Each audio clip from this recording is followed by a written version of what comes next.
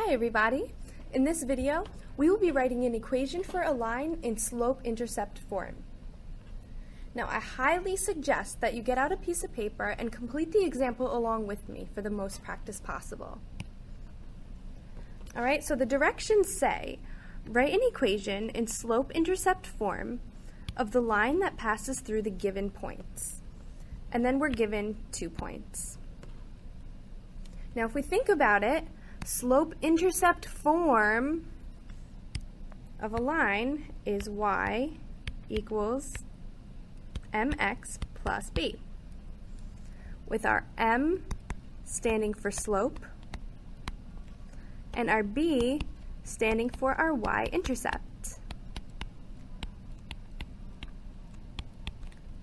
Now, our goal is going to be to find actual numbers to stand in for m and for b. So we're going to do some math, find what m is and what b is, and then plug them back in to write the equation, and we'll see that at the end. So our first step is to find our slope, or our m. Now you should know how to do this, but just as a reminder, slope is going to be the change in y over our change in x.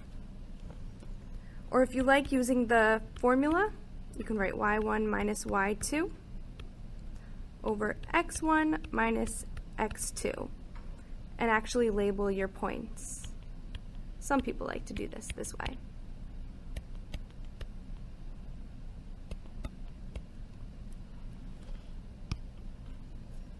Okay, and then we plug in our actual values for those variables.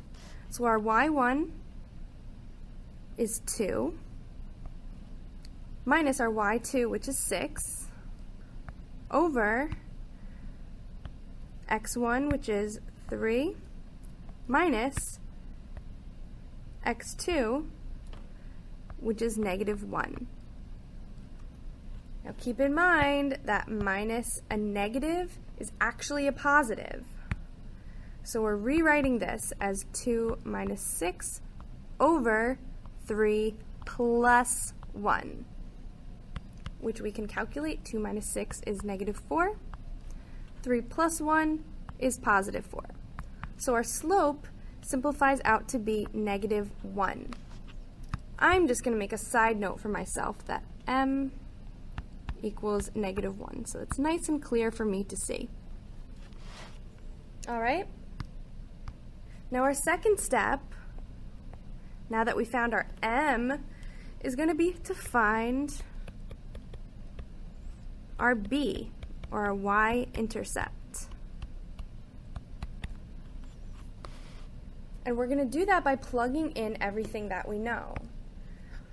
So reminding ourselves of our y equals mx plus b equation, we're going to take all the values that we know and plug them right in.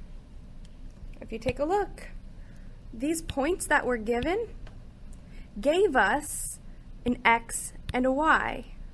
An x and a y. You just have to choose one of these points to use. I'm going to choose this first one and use 3 as my x and 2 as my y. Now let's plug it in and see. So now we have our y, which is 2.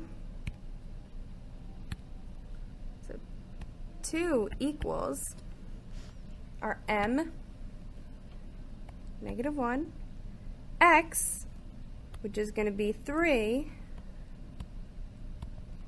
plus b, which gives us 2 equals negative 3 plus b. Okay? Now we're just solving this like a normal equation because we need to find b.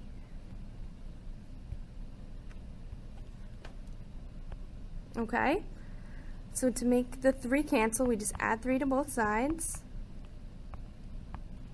leaving us with 5 equals b. So I'm going to put this on the side as well. our b equals 5. Now our last step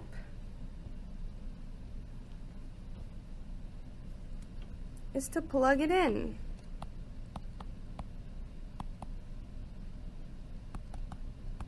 And then we'll be done.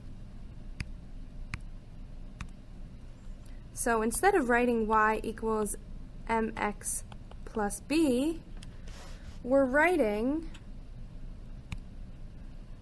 y equals negative 1x plus 5. And that's it. Great job!